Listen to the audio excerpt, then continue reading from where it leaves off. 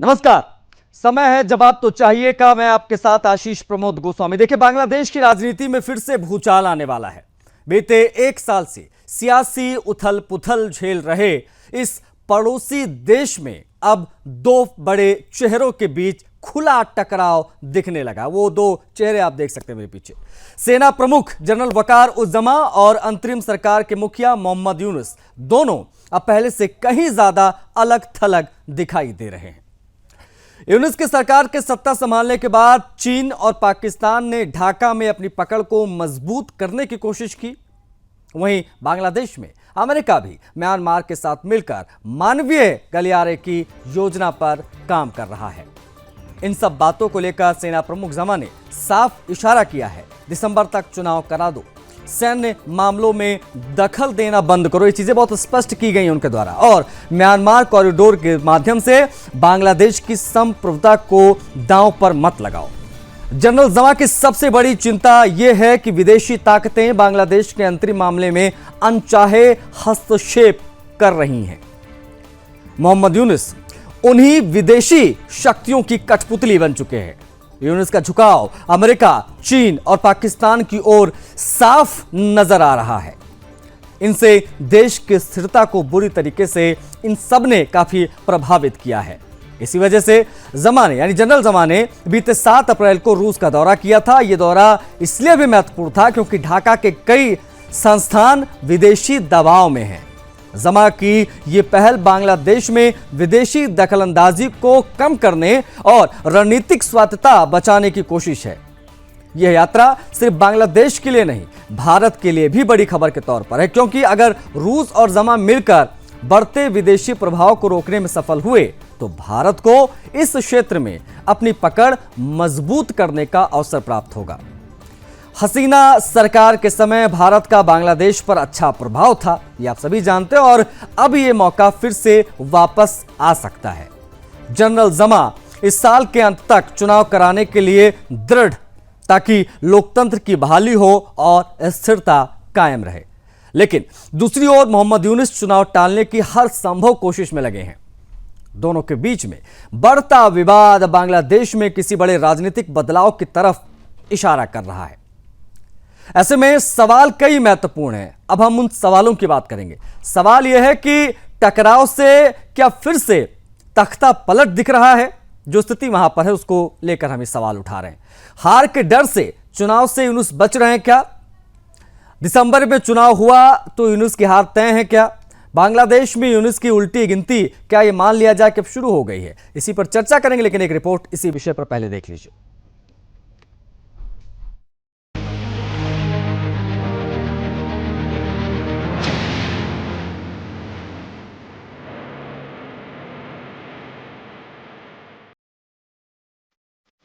बीते एक साल से सियासी उथल पुथल का सामना कर रहे बांग्लादेश में एक बार फिर कुछ बड़ी हलचल होने के संकेत मिल रहे हैं। बांग्लादेश के सेना प्रमुख जनरल वकार उज़्ज़मा और अंतरिम सरकार के प्रमुख मोहम्मद यूनुस के बीच मतभेद खुलकर सामने आ रहे हैं। यूनुस की सरकार बनने के बाद चीन और पाकिस्तान ने अपना प्रभाव ढाका में बढ़ाने की कोशिश की है। वहीं अमेरिका की मदद से बांग्लादेश म्यांमार के बीच मानवीय गलियारे की योजना पर भी काम चल रहा है, जिसको देखते हुए आर्मी चीफ ने यूनुस से दिसंबर में जल्द आम चुनाव कराने, सैन्य मामलों में दखल देना बंद करने और म्यांमार कॉरिडोर से बांग्लादेश को दांव पर न लगाने को कहा है। आर्मी चीफ ज़मान चाहते हैं कि मोहम्मद यूनुस जल्द से जल्द चुनाव की घोषणा करें। उनकी सबसे बड़ी चिंता बांग्लादेश के आंतरिक मामलों में विदेशी हस्तक्षेप है। यूनुस उन विदेशी ताकतों की कठपुतली माने जाते हैं, जिसको देखते हुए बांग्लादेश के आर्मी चीफ जनरल वकार उज़्ज़मा ने बीते दिनों रूस का दौरा किया था। ज़मा की मॉस्को यात्रा ऐसे समय हुई जब बांग्लादेश की सरकार और ज्यादातर संस्थान इस वक्त पूरी तरह विदेशी ताकतों के आगे नतमस्तक हैं। यूनुस का अमेरिका, चीन और पाकिस्तान की ओर से अधिक झुकाव बांग्लादेश में अस्थिरता का कारण बन सकती है। ऐसे में ज़मा की रूस यात्रा बांग्लादेश में विदेशी दखलंदाजी को कम करने और बांग्लादेश रणनीतिक स्वायत्तता को बरकरार रखने के लिए महत्वपूर्ण है। वकार उज़्ज़मा की रूस यात्रा ढाका के साथ साथ भारत के लिहाज से भी अहम है, क्योंकि अगर रूस और जनरल ज़मा मिलकर काम करते हैं तो इससे भारत को फिर से बांग्लादेश में पैर जमाने का मौका मिल सकता है। हसीना सरकार में भारत का ढाका में अच्छा प्रभाव था। जमा और रूस के जरिए भारत को अगर चीन पाकिस्तान का ढाका में प्रभाव कम करने का मौका मिलता है तो यह भारत के लिए बड़ी कामयाबी हो सकती है। लोकतंत्र की बहाली और स्थिरता बनाए रखने के लिए जनरल जमा इस साल के अंत में चुनाव चाहते हैं। वहीं दूसरी ओर मोहम्मद यूनुस चुनावों को टालने के बहाने ढूंढ रहे हैं। इससे दोनों में टकराव की स्थिति बन गई है, जो आने वाले समय में बांग्लादेश में किसी बड़े सियासी उलटफेर की ओर संकेत कर रही है। Bureau report, Sudarshan.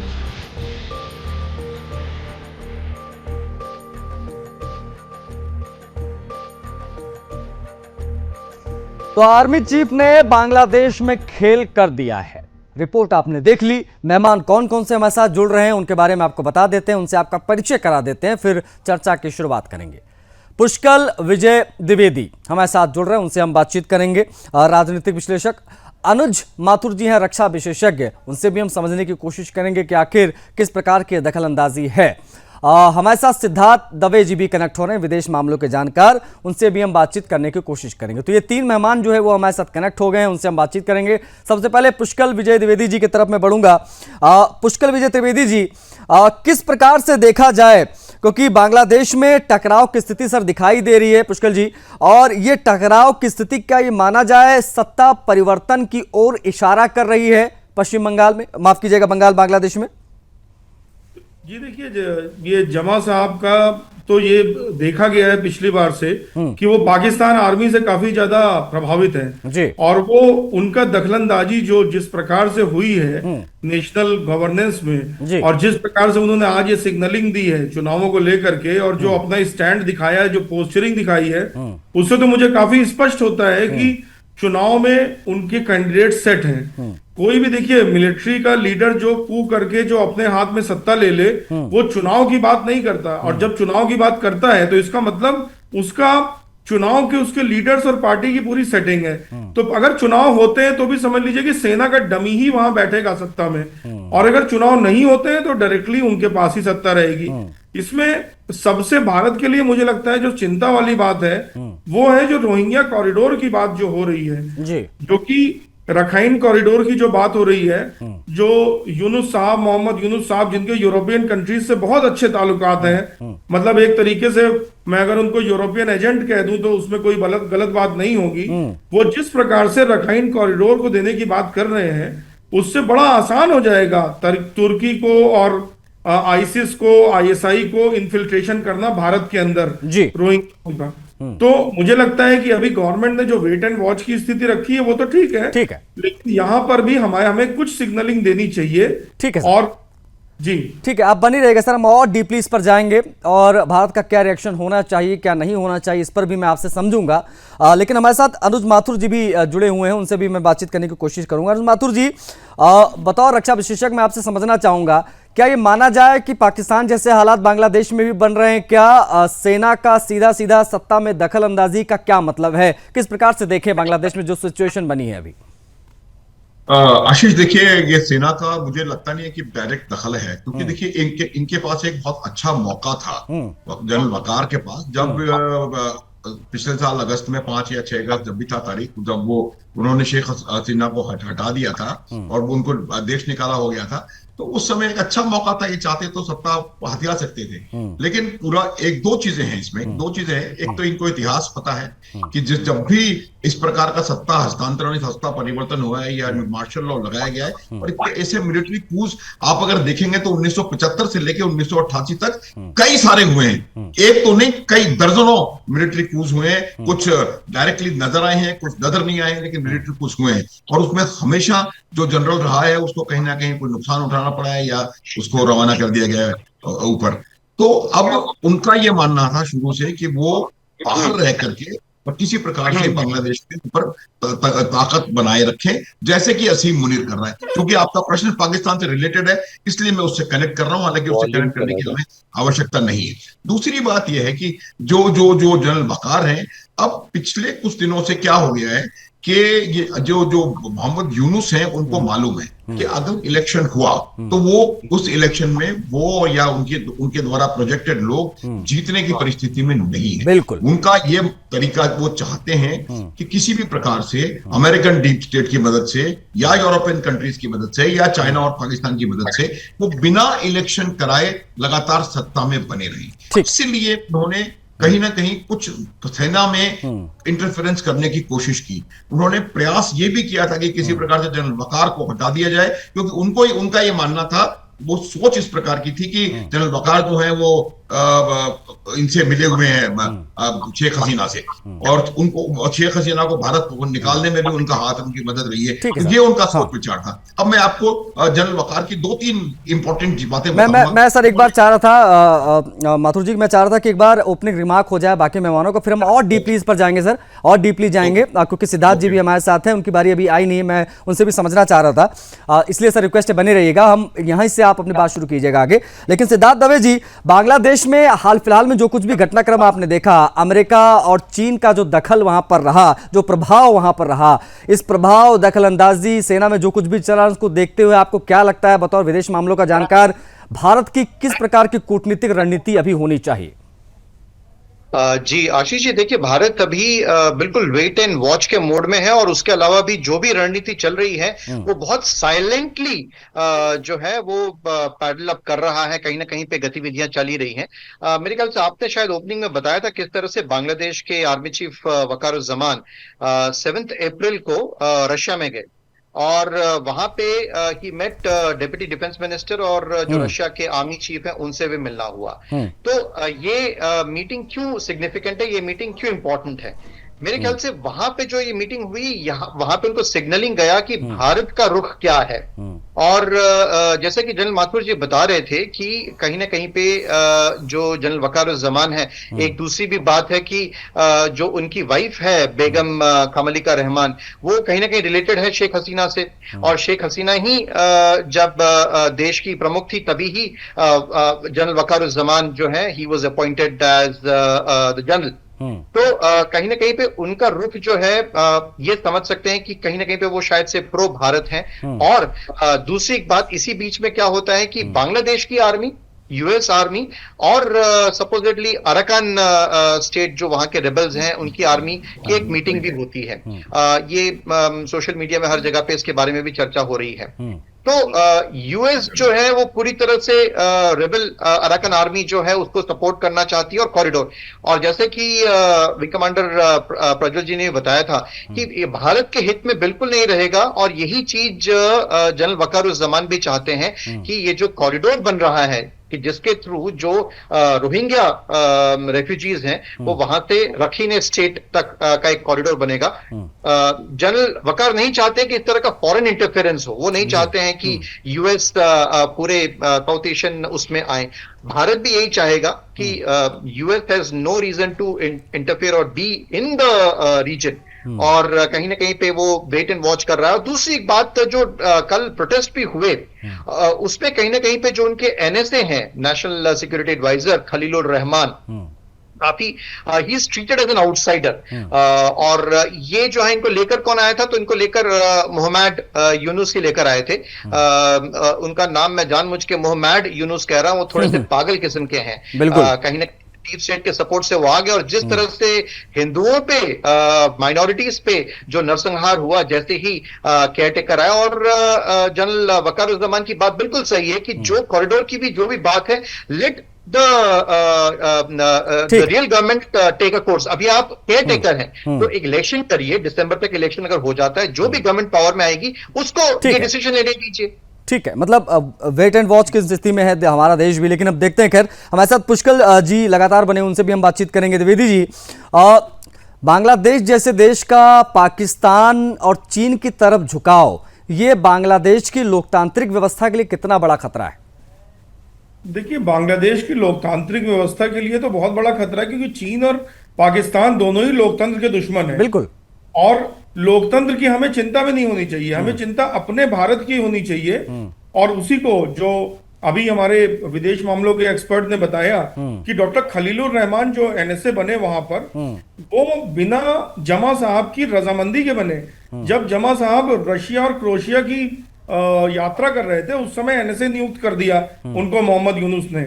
और ये जो व्यक्ति हैं डॉक्टर खलीलुर रहमान, ये रोहिंग्याओं से बड़ा मतलब उस मामले में बड़ा डीपली ये रहे हैं, और उसके बारे में इनके ऊपर आरोप भी लगते रहे, उसके बारे में स्पाइंग और इंटेलिजेंस ऑपरेशन करने के, हालांकि ये विदेश सेवा में थे। तो मुझे लगता है भारत को इस समय जो जनरल जमा का साथ देना चाहिए, उनको इन्फ्लुएंस करके, क्योंकि अगर हम पूरी प्रोफाइल भी स्टडी करें तो मोहम्मद यूनुस भारत के लिए बिल्कुल भी सही नहीं है। पूरी तरीके से यूरोपियन कंट्रीज के चंगुल में पूरी तरह से कट्टरपंथी है, बहुत हाईली कट्टरपंथी है। भविष्य क्या देख रहे हैं आप, ये यूनुस का भविष्य आप क्या देख रहे हैं? क्या माना जाए इनका काउंटडाउन चालू है, जितने दिन का इनका होना था हो गया, अब यहाँ से फ्यूचर इनका क्या देख रहे हैं आप?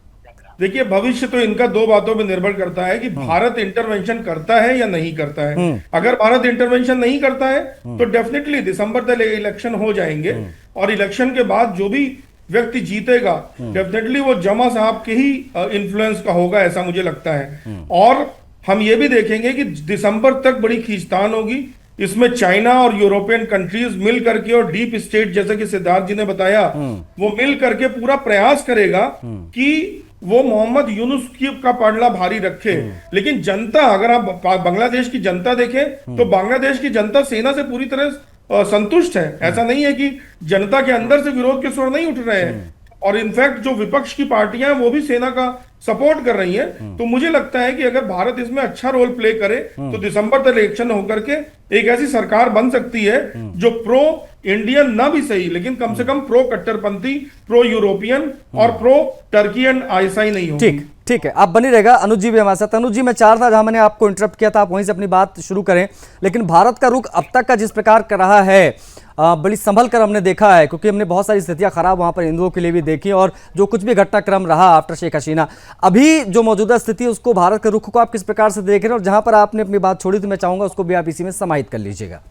देखिए, मैं जहां मैं रुका था, छोड़ी थी, उसके पहले मैं भूल जाऊंगा, वरना मैं बता देता हूं। ये जो खलीलुर रहमान है, ये एक्चुअली आउटसाइडर हैं, क्योंकि ये बांग्लादेशी सिटीजन नहीं है, ये एक अमेरिकन सिटीजन है। ये पहले उनकी फॉरेन सर्विसेज में थे, अभी ये पूरी तरह से सेटल्ड अमेरिका में है और अमेरिकन सिटीजन हैं। और मैं ये आपको निश्चित रूप से दावे के साथ कह सकता हूं कि इनको यहां बैठाने में अमेरिकन डीप स्टेट का पूरा हाथ है, इसमें कोई संदेह नहीं हो। और ये भी इसलिए किया गया है कि वो किसी ना किसी प्रकार से वकार को, जनरल वकार को थोड़ा सा चेकमेट कर सके, कंट्रोल कर सके। और ये मैं जो बता रहा था, मेरी बात जो अधूरी रही थी वो यही थी कि मोहम्मद यूनुस जो थे वो कहीं प्रयास कर रहे थे कि किसी प्रकार से जनरल वकार को हटा दिया जाए। अब मैं 2-3 चीजें आपको बताने का प्रयास करूंगा कि जनरल वकार का जो सोच है, उनकी सोच ये थी कि वो एक तो वो सत्ता से डायरेक्टली अलग रहना चाह रहे थे, वो मैंने कह दिया था। दूसरी बात यह है कि वो चाहते हैं कि लोकतंत्र की बहाली हो, क्योंकि वो एक ऐसे बैलेंस्ड मुझे लग रहे हैं इंसान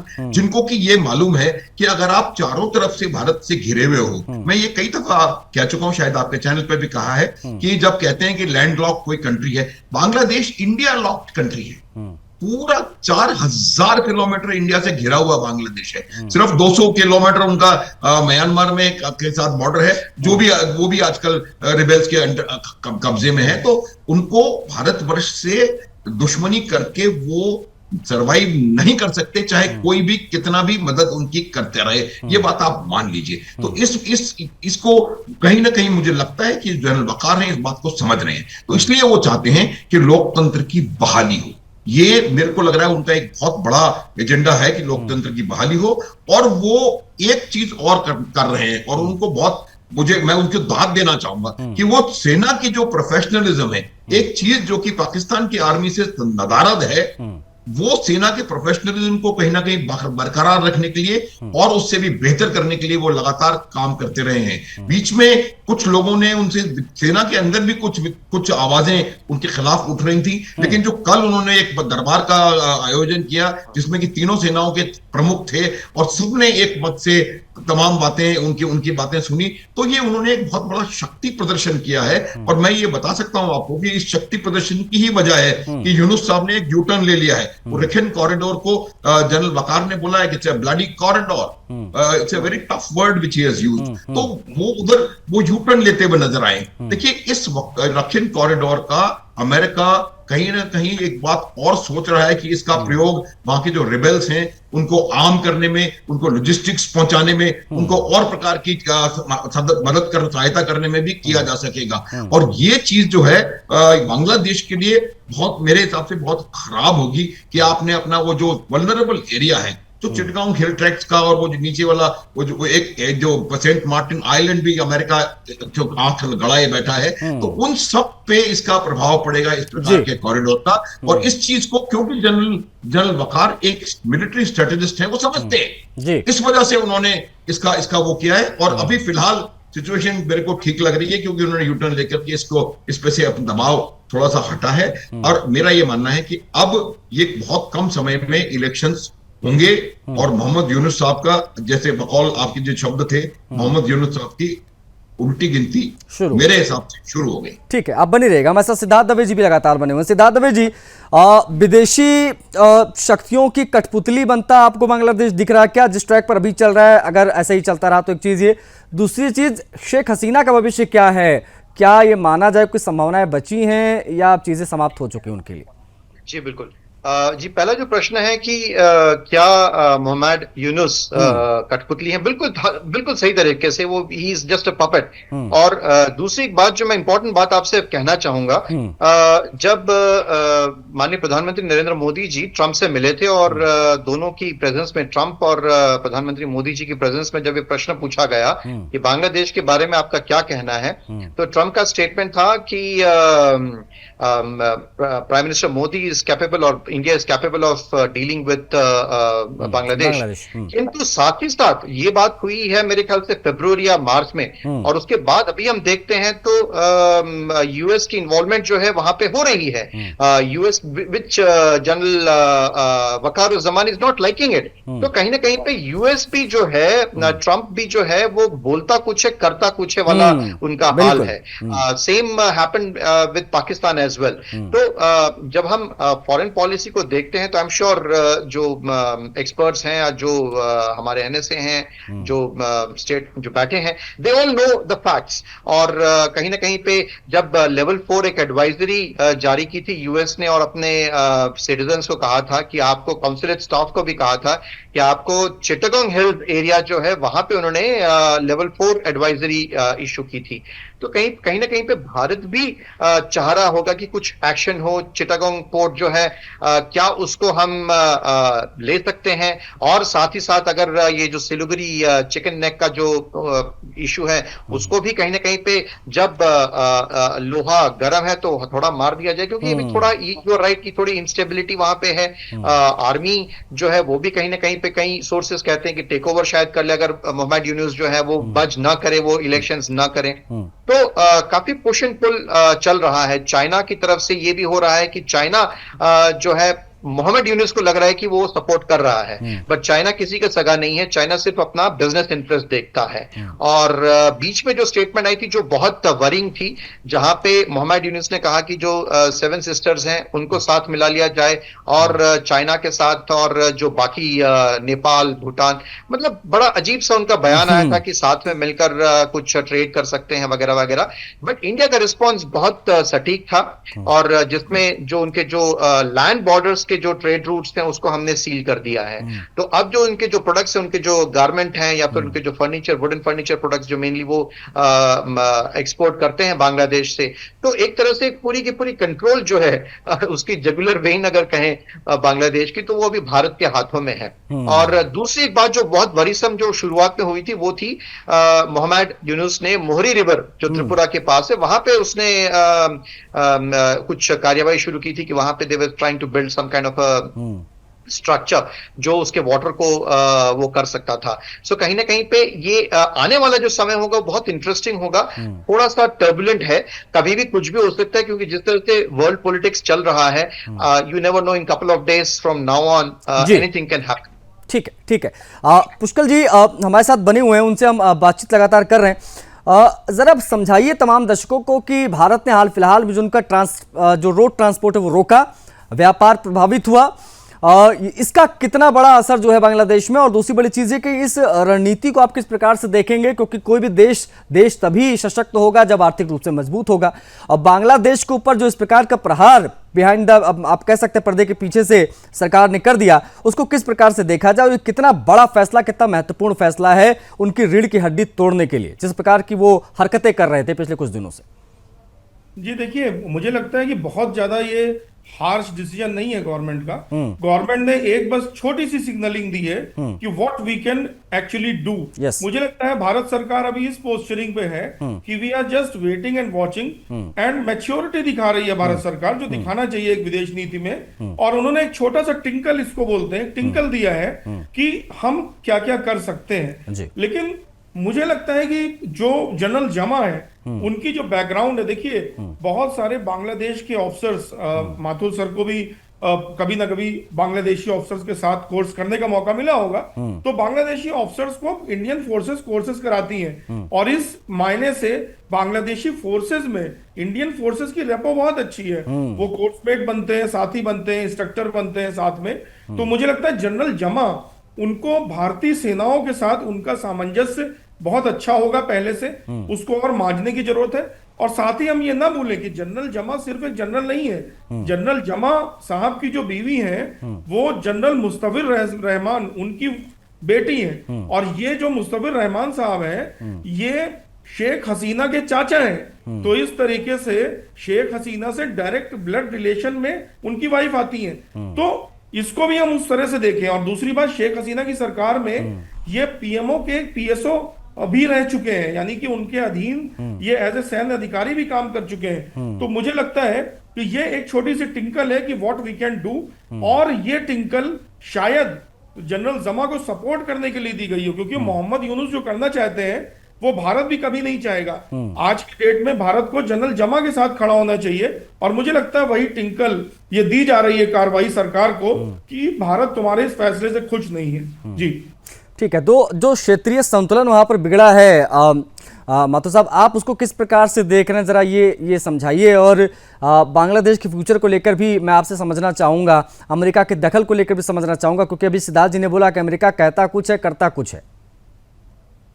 देखिए आशीष, अमेरिका का जब से ट्रंप दूसरी अपनी इनिंग पारी खेलना शुरू किया है उन्होंने, उनके जितने भी जो स्टेटमेंट्स हैं, वो स्टेटमेंट्स को आप देखें, कई कुछ तो बहुत ही हास्यास्पद हैं कि कनाडा को ले लिया जाएगा, ग्रीनलैंड को ले लिया जाएगा, पनामा को ले लिया जाएगा, मैक्सिको को हम ये कर देंगे और पुतिन से हम वो बंद करवा लेंगे। तो मेरा ये मानना है कि हमको उस समय भी इस बात का ख्याल था कि जो ट्रंप है वो भी एक बहुत बड़े बिजनेसमैन है, और ट्रंप का सिर्फ एक उद्देश्य है अभी, सिर्फ एक वो मागा जिसे वो कहते हैं, to make America great again. तो उनका मकसद सिर्फ यही है, उनको कोई इंटरेस्ट किसी में भी नहीं है, ना किसी डेमोक्रेसी में इंटरेस्ट है, ना किसी ह्यूमन राइट्स में इंटरेस्ट है, ना किसी चीज में इंटरेस्ट है। अभी आज की परिस्थिति में ट्रंप का ये इंटरेस्ट है कि कहां से उनको फायदा हो रहा है, कहां से उनको जियोपॉलिटिकल एडवांटेज मिल रहा है, कहां से उनको जियो इकोनॉमिक एडवांटेज मिल रहा है, कहां से उनको पैसे मिल रहे हैं, कहां पर उनके हथियार बिक रहे हैं। उनका डबल स्पीक हर जगह आप देखिए उभर करके सामने आ रहा है। तो जिस प्रकार से आपने जब पूछा जियोपॉलिटिकल सिचुएशन जो चेंज हुई है बांग्लादेश में, वो इसलिए चेंज हुई है कि देखिए जो पुराने 1971 में भी बहुत परसेंटेज वहां पर बांग्लादेश के लोगों का ऐसा था जो कि बांग्लादेश के फॉर्मेशन के खिलाफ थे और पाकिस्तान के साथ कहीं ना कहीं बने हुए थे, पहली बात। दूसरी बात यह है कि चीन का जो इंटरेस्ट है, चीन का बहुत बिल्कुल क्लियर कट इंटरेस्ट है, और ये जो बांग्लादेश भी जो है वो चीन के स्ट्रिंग ऑफ पर्ल्स की जो पॉलिसी है, जिसमें भारत को चारों तरफ से अपने सैटेलाइट्स के माध्यम से वो घेरना चाहता है, चाहे वो श्रीलंका हो, चाहे वो मालदीव्स हो, पाकिस्तान हो, जिबूती हो, बांग्लादेश हो, इन तमाम उसका वो इंटरेस्ट है वहां पर। अब अमेरिका क्या चाहता है कि अमेरिका का ये चाहना है कि वो ना तो पाकिस्तान को और ना ही बांग्लादेश को पूरी तरह से चीन के कब्जे में जाने देगा। तो इसलिए अमेरिका वहां पर अपना इंटरेस्ट बढ़ा रहा है, अपने लोगों को वहां पर जाकर के बैठा रहा है। और मैं आपको बता सकता हूं, मोहम्मद यूनुस खुद भी एक अमेरिका द्वारा बैठाए गए लीडर हैं, और उनको परेशानी होने वाली है। अभी आप देखिए जो New York based human rights watch है, उन्होंने जब इन्होंने शेख हसीना की पार्टी के ऊपर बैन लगाया, तो उन लोगों ने दे स्लैम्ड हिम, तो मेरे को लगता है कि जो सिचुएशन वहां पर उभर करके आ रही है, ये बांग्लादेश जो है एक सुपर पावर राइवलरी, आज की परिस्थिति में सुपर पावर राइवलरी में क्या नहीं है, एक मिनट, रूस नहीं है, अमेरिका और चीन की सुपर पावर राइवलरी है, क्योंकि चीन का स्टेटेड एम है कि they want to be the sole super power by 2050, तो उसमें कहीं ना कहीं फंसता हुआ नजर आ रहा है, और जनरल वकार इसको देख रहे हैं, इसलिए वो वहां पर अपना बैक टू डेमोक्रेसी करने का प्रयास कर रहे हैं। ठीक है, हम इस पर और विस्तार से बात करेंगे। माथुर जी आप बने रहिएगा। सिद्धार्थ दवे जी से मैं समझने की कोशिश करूंगा आगे कि क्या अब भारत को वहां की सेना के साथ मिलकर एक नए सिरे से बातचीत को शुरू करना चाहिए। इन तमाम पहलुओं पर भी हम बात करेंगे, लेकिन हम बात कर रहे हैं बांग्लादेश के भविष्य की, और जो टकराव वहां पर दिखाई दे रहा है उसको लेकर सिद्धार्थ जी हमारे साथ कनेक्ट हैं। बाकी मेहमान भी आपको स्क्रीन पर दिखाई दे रहे हैं। लेकिन सिद्धार्थ जी, अगर भारत कूटनीतिक रूप से सक्रिय और ज्यादा होता है बांग्लादेश की मौजूदा स्थितियों को लेते हुए, तो क्या ये माना जाए कि बांग्लादेश में भारत विरोधी जो भावनाएं हैं उनको और ज्यादा भड़काया जा सकता है या वो भड़क सकती हैं? ये मेरा कहने का मतलब था। देखिए, जिस तरह से भारत की स्ट्रैटेजी रही, और आपने जो पहले प्रश्न किया था शेख हसीना के बारे में भी कि उनका क्या भविष्य है, तो Sheikh Hasina definitely is a major factor. और क्योंकि उनके जो पूरा ग्रास रूट लेवल वर्कर्स हैं, जो पूरा उनका जो सिस्टम है, दैट इज स्टिल एग्जिस्टिंग। अभी सिर्फ Sheikh Hasina is in exile, but उनका जो पूरा पॉलिटिकल सिस्टम है वो तो एग्जिस्ट करता ही है, and she is a very important player to reckon with. दूसरी बात, जिस तरह से भारत की स्ट्रैटेजी रही है, जहां पे वो अभी जनरल वकारुज्जमान के साथ खड़ा हुआ देख रहा है, और जो मैंने आपको 7 अप्रैल की मीटिंग के बारे में बताया था, जिसमें जनरल वकारुज्जमान रशिया जाते हैं, और अभी आप रूस के दौरे के प्रमुख उद्देश्य जैसे आप बता रहे हैं कि बांग्लादेश को सैन्य खरीद का जो है उसमें भी कुछ ना कुछ होगा सपोर्ट, और जो मेजर उनके प्रोडक्शन है, इलेक्ट्रिसिटी प्रोडक्शन, उसमें भी सपोर्ट करेगा। तो कहीं ना कहीं पे जनरल वकारुज्जमान का रशिया जाना, वहां के डिप्टी डिफेंस मिनिस्टर से मिलना, रशिया के आर्मी चीफ से मिलना, वो कहीं ना कहीं पे भारत, रशिया और बांग्लादेश उसको भी एक क्लोज प्रॉक्सिमिटी में एक लाता हुआ दिख रहा है। और यही भारत के फेवर में रहेगा कि वो पूरी तरह से शेख हसीना को सपोर्ट करे, और वकारुज्जमान, और जैसे द्विवेदी जी ने भी बताया कि उनके पारिवारिक संबंध हैं जनरल वकारुज्जमान और शेख हसीना के, तो इस संदर्भ में ये बहुत इंपॉर्टेंट हो जाता है कि भारत जो है, जो भी कर रहा है वो जारी रखे, उसका एक साइलेंटली अपना जो मिशन है वो चालू रख रहा है। और यहाँ पे जो जैसे टिंकर बताया कि छोटे छोटे उनको बता रहे कि हम क्या कर सकते हैं, what we are a huge big nation. और जैसे जनरल माथुर बता रहे थे कि there are landlocked countries, Bangladesh is a India lock countries, पूरी तरह से वो घिरा हुआ है। तो इस चीज को general Wakeruzzaman as a military strategist समझते हैं, जानते हैं, इसकी इंपॉर्टेंस समझते हैं, और वो कभी भी नहीं चाहेंगे, जिस तरह से मोहम्मद यूनुस जो है उन्होंने पूरा एंटी इंडिया स्टैंड ले लिया था शुरुआत से ही, द मोमेंट वो केयरटेकर उन्होंने जब बने थे प्रधानमंत्री।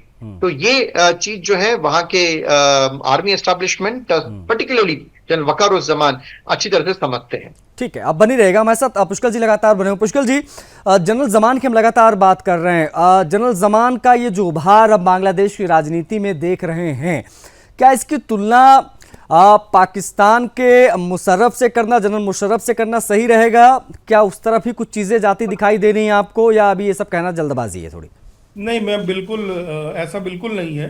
परवेज मुशर्रफ और जनरल जमा में बहुत अंतर है। जनरल जमा की आप अगर उनकी लाइफ पढ़िए, और बहुत ही मैच्योर मिलिट्री लीडर रहे हैं। एक भी बयान आपको ऐसा उनका नहीं मिलेगा जो इररिस्पॉन्सिबल हो, और he is a well trained patriotic military leader. मुझे लगता है कि देखिए, एक और बहुत इंपॉर्टेंट एस्पेक्ट है कि आप उस व्यक्ति को उस अपने देश के पर्सपेक्टिव से देखिए। लाल मोनिरहाट में जो एयरबेस बनने के लिए ये अपने जो इनके मोहम्मद यूनुस साहब हैं, ये अप्रैल में चाइना गए थे, और चाइना जाकर के चाइनीज से ये भीख मांग रहे थे पाकिस्तानियों की तरह कि लाल मोनिरहाट एयरबेस को रिबिल्ड करने में मदद करें। और उसके फॉलो आउट क्या हुए? मई में चाइनीज डेलीगेशन आया, लाल मोनिरहाट का सर्वे करके गया, और जनरल जमा ने उसको बिल्कुल भी प्रश्रय नहीं दिया, और उन्होंने बल्कि उसका एक तरीके से सिंबॉलिकली उसका विरोध किया, उसका प्रश्रय न दे करके, क्योंकि जो लाल मोनीरहाट प्रोजेक्ट है उसमें as a contractor Pakistani firm भी है, इंक्लूड हुई है, ऐसा इंटेलिजेंस इंफॉर्मेशन आ रही है। तो ये Mohammad Waqar Yunus plus China plus Pakistan versus जमा है ये। यानी कि आप ये समझिए कि मैं मुशर्रफ जैसा तो उनको बिल्कुल नहीं कहूंगा, बल्कि ही इज 180 डिग्री अपोजिट, क्योंकि what he is doing and thinking is good for his country. वो अपनी कंट्री की डिफेंसेस, उनको पता है कि अगर बांग्लादेश के अंदर चाइनीज इंटरवेंशन का एक एयरबेस बन जाएगा तो चीनियों द्वारा बांग्लादेश को खाने हड़प करने में टाइम नहीं लगेगा। वो ये जानते हैं कि अगर पाकिस्तानियों का इंटरवेंशन हो जाएगा तो उनको बिल्कुल टाइम नहीं लगेगा कि वहां के नागरिकों और वहां की फौज को वो पंगु कर सके। इसलिए he is doing his bit for the his own country. और मुझे लगता है इंडिया जो है उनको सपोर्ट करके एक बहुत सही विदेश नीति का परिचय दे रही है। ठीक है, माथुर जी हमारे साथ बने हुए हैं। जब आपने सपोर्ट की बात कर दी है तो आपको भी ऐसा लगता है क्या ऐसा माथुर जी कि अब भारत को बांग्लादेश की सेना के साथ मिलकर एक रणनीतिक बातचीत को नए सिरे से शुरू करना चाहिए? आनंद माथुर जी। आशीष देखिए, मैं आपको एक बात और बताना चाहता हूं इससे पहले कि मैं आपके प्रश्न का उत्तर दूं। वो बात ये है कि बांग्लादेश का इतिहास बहुत ज्यादा पुराना नहीं है। बिल्कुल। और 1971 में जो लोग जीवित थे, हम भी थे, वो अभी भी बांग्लादेश में मौजूद है। बिल्कुल। और उन लोगों को उसकी काफी अच्छी खासी परसेंटेज है जिनको कि पता है कि जो बांग्लादेश की दुर्दशा का एकमात्र जो जिम्मेवार था वो पाकिस्तान था। तो ये बात मुझे लग रहा है कि ये जो बांग्लादेश की आवाम में इनके इनके इनके खिलाफ आवाज उठेगी। और ये नब्ज मुझे लगता है कि कहीं ना कहीं जनरल वकार को भी मालूम है। और वो खुद मैं बता सकता हूं कि वो खुद 1971 में क्या हुआ था इसको अच्छी तरह से जानते हैं। उन्होंने खुद यहाँ पर military to military communications Indian army के साथ बांग्लादेश आर्मी का बहुत ज्यादा रहा है। अभी पिछले 1-2 साल में थोड़ा कमजोर हुआ है। तो ये जो बात है वो उनको समझ में आती है।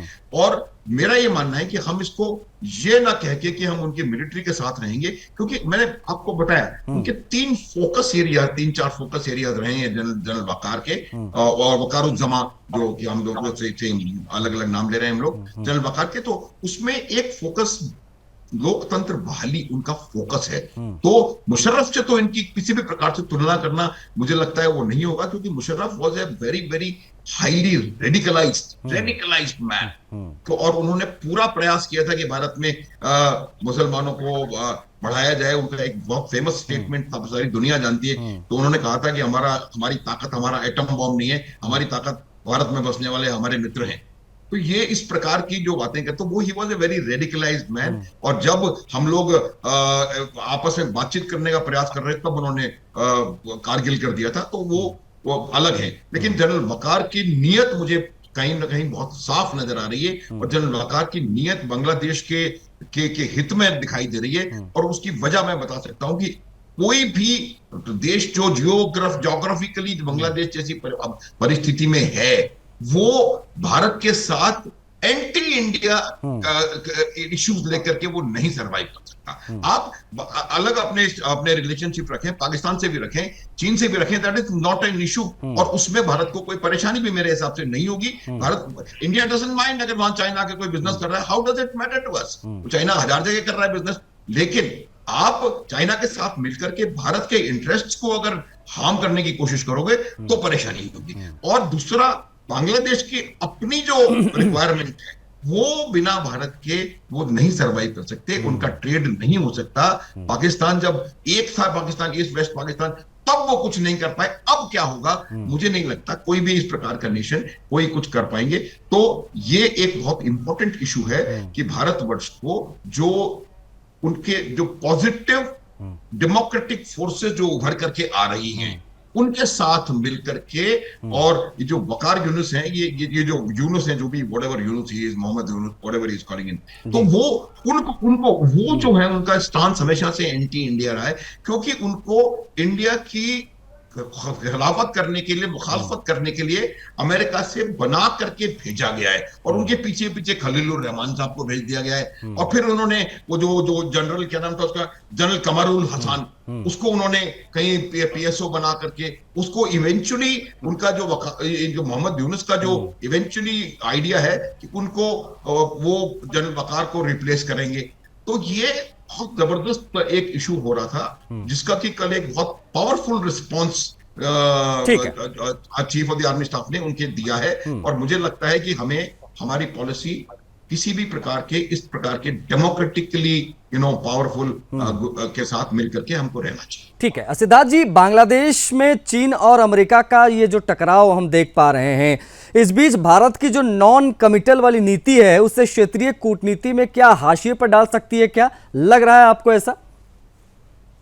नहीं, नॉन कमिटल मतलब ये नहीं है कि we are not doing anything, we are silent, we are not. जैसे जो अगर आसान शब्दों में आपके दर्शकों को मैं बताना चाहूं तो जैसे ट्रम्प का पर्सनालिटी है wherein he would be tom tomming things and going overboard, तो भारत की जो कूटनीति है वो ऐसी है कि वो कहीं पे मेरे ख्याल से एस जयशंकर जी ने बताया था इस बात को कि इट्स लाइक अ डक, तो वो नीचे पैडल करता रहता है, ऊपर से शांत दिख रहा होता है लेकिन नीचे जो है काफी हरकतें होती रहती हैं। तो कहने का तात्पर्य ये है कि आपके दर्शकों को ये जानना आवश्यक है कि भारत की जो कूटनीति है या डिप्लोमेसी है वो हर लेवल पे चल ही रही है। दूसरी बात जो है, जो म्यांमार रखीने स्टेट में जो डेवलपमेंट हो रहे हैं उस पे भी जो है थोड़ा सा भारत ध्यान देना चाहेगा।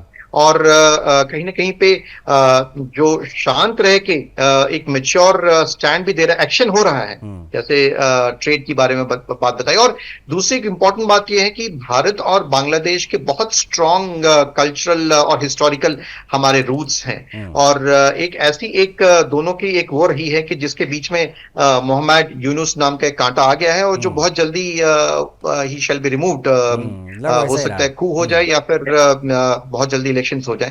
तो भारत जो है इस मोमेंट पे वेट एंड वॉच कर रहा है।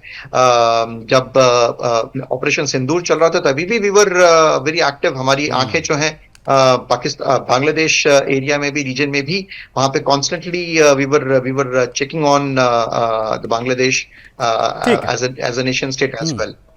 ठीक है सर, बहुत शुक्रिया इस चर्चा को सार्थक बनाने के लिए आप सभी का। पुष्कल जी, माथुर साहब आपका, सिद्धार्थ जी आपका, इन तमाम महत्वपूर्ण बातचीत के लिए आप सभी का बहुत आभार। तो देखिए, सीधी सीधी बात समझ लीजिए, विदेशी शक्तियों की कठपुतली बन चुकी यूनिस अब दबाव में आ चुके हैं। यूनिस का झुकाव अमेरिका, चीन, पाकिस्तान की ओर साफ तौर पर देखा हम सब ने। इसने देश की स्थिरता को बुरी तरीके से प्रभावित किया, लेकिन अब जनरल जमा जो है वो बीच में आ चुके हैं। अब 7 अप्रैल को उनका जो रूस का दौरा था उसको अगर जोड़कर देखें तो तमाम जो अस्थिरता की स्थिति वो बांग्लादेश में दिखने लगी है। वेट एंड वॉच की स्थिति में हमारा देश भी। अब देखने वाली बात होगी कि बांग्लादेश में किस प्रकार से तख्ता पलट इस बार होने जा रहा है। और ये जो मेरे पीछे आप यूनुस को देख रहे हैं जिन्होंने जबरदस्ती कुर्सी पकड़ ली, इनका क्या भविष्य होगा ये भी आने वाले कुछ महीनों में हमें पता चल जाएगा। चर्चा में इतना ही, मुझे आज्ञा दीजिए। जय हिंद।